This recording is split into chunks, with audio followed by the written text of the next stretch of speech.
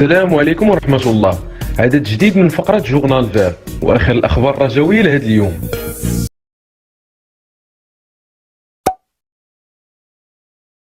أول خبر في عدد اليوم من جورنال فير جاب عنوان الرجاء الرياضي يتوصل بنتائج فحوصاته الجديدة لكورونا. وفي تفاصيل الخبر جات نتائج الفحوصات الطبية لكورونا اللي خضعوا لاعبي فريق الرجاء الرياضي والطاقم التقني سلبية، إذ أكدت سلامتهم من المرض الحمد لله. وكانوا لاعبي فريق الرجاء الرياضي خضعوا للفحص صباح الخميس الماضي في اطار الاستعداد لخوض المباراه امام فريق الاتحاد المونستيري التونسي برسم الدور المؤهل لدور مجموعه كاس الاتحاد الافريقي، بحيث كان كيسود الخوف مكونات فريق الرجاء من امكانيه اصابه احد اللاعبين وغيابهم عن المباراه المهمه ضد الفريق التونسي. يشار ان فريق الرجاء الرياضي خاض اخر حصه تدريبيه ليه امس السبت بملعب الوزيز، بحيث وضع المدرب جمال السلامي اخر الرتوشات على التشكيله الرسميه اللي غتلعب لقاء الذهاب. إصابة مفاجئة لمتولي تبعده عن لقاء المونستيري التونسي. وفي خبر محزن أكد فريق الرجاء الرياضي أن محسن متولي تعرض لإصابة في أضلوعه بعد سقوطه في آخر حصة تدريبية جراها الفريق الأخضر أمس السبت استعدادا لمواجهة فريق الاتحاد المونستيري التونسي. ووضح فريق الرجاء الرياضي في بلاغ ليه على صفحته الرسمية بموقع التواصل الاجتماعي فيسبوك أن الفحوصات أكدت وجود كدمات عند متولي وما بينات التكسر في أضلوعه، غير أنه كيحتاج للعلاج والابتعاد عن التداريب. وغيكون متولي الغائب الأبرز على قمة الرجاء الرياضي ضد الاتحاد المونستيري التونسي اليوم الأحد. في المقابل غيكون بإمكان جمال السلامي مدرب الفريق الاعتماد على خدمات عبد الإله الحفيظي اللي منتظر أنه يدخل كأساسي في لقاء اليوم. خبر في نفس السياق بعنوان المونستيري التونسي يفتقد خدمات ابرز نجومه امام الرجاء. وغيفتقد فريق الاتحاد المونستيري التونسي لخدمات احد نجومه، وذلك خلال المواجهه اللي غتجمعوا بنظير الرجاء الرياضي اليوم الاحد. وغتشهد صفوف الفريق التونسي غياب اللاعب يوسف العبدالي اللي سبق ليه وحمل قميص الترجي الرياضي التونسي سابقا. وغيفتقد فريق المونستيري التونسي جهود لاعب يوسف العبدالي بحكم منحو 6 اسابيع كامله للراحه بعد تعرضه للكسر في الساق اليمنى في مباراه النادي الافريقي.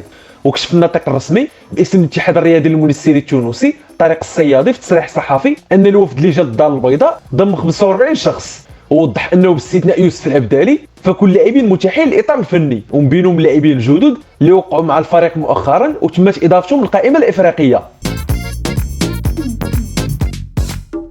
مدرب المونستيري التونسي يتوعد الرجاء الرياضي وتوعد لسعد جرادة الشابي مدرب فريق الاتحاد المونستيري التونسي بالحاق الهزيمه بفريق الرجاء الرياضي خلال المباراه اللي غتجمع بين الطرفين اليوم الاحد على ارضيه المركب الرياضي محمد خامس بالدار البيضاء. واكد مدرب فريق المونستيري التونسي ان فريقه جرى استعدادات مكثفه وحضر لمقابله الرجاء الرياضي على النحو المطلوب. وقال تصريحات صحفيه على هامش اخر حصه تدريبيه للفريق ان الروح المعنويه للاعبين عاليه جدا، وتابع ان الاتحاد المونستيري فريق كيعرف كيفاش يتعامل تكتيكيا مع المقابلات داخل تونس وخارجها. وشار انه كيامل باش يتوفق الفريق في مهمته خلال المقابله اليوم ويكون عند حسن ظن جماهير النادي. وضاف ان اللاعبين خاضوا عده مقابلات في فتره قصيره مما تسبب العديد منهم في اصابات، وثمن في هذا الاطار جهود الفريق الطبي لضمان الجاهزيه البدنيه لعناصر الفريق.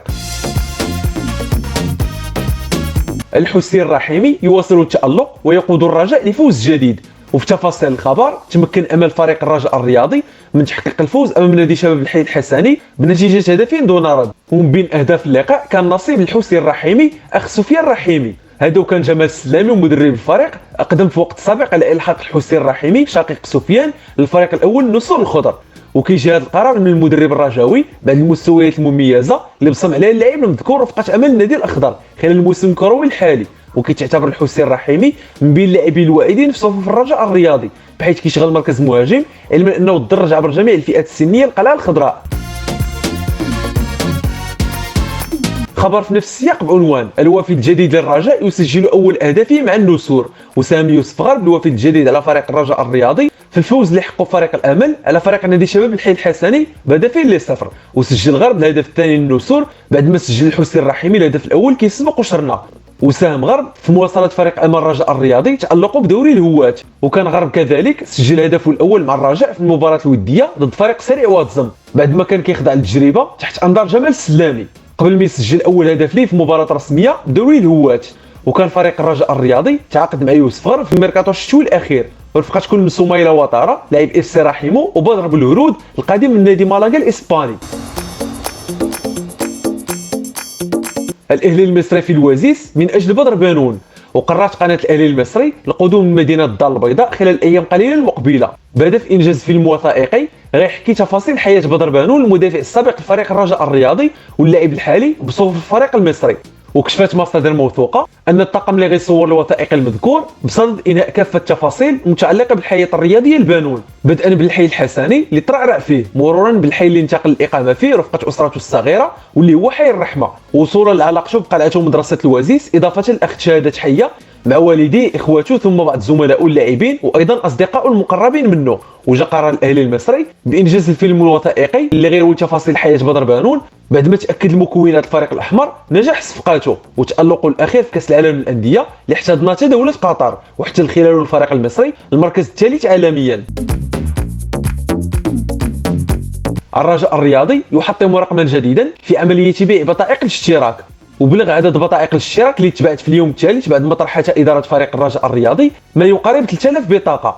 واستنادا للأرقام اللي نشرتها إدارة الفريق فعدد البطاقات اللي تم بيعها قارب عتبة 3000 بطاقة لحد الساعة، ما كيأكد تزايد الإقبال من طرف الجماهير الرجاوية. يشار أن مكتب الرجاء برئاسة رشيد الأندلسي كيعول على جماهير النادي من أجل تحقيق هدفه المتمثل في بيع 20000 بطاقة اشتراك خلال قادم الأيام، وذلك لتوفير سيولة مالية مهمة لخزينة الفريق. وكيسعى الفريق لتحقيق هدفه من خلال وضع خدمة التوصيل والأداء عبر بعض الوكالات البنكية من أجل تشجيع المحبين على اقتناء أكبر عدد ممكن من البطائق الاشتراك. كان هذا آخر خبر رجوي في هذا اليوم جورنال فير، في أمان الله، ونتلاقاو في أخبار رجوي جديدة إن شاء الله.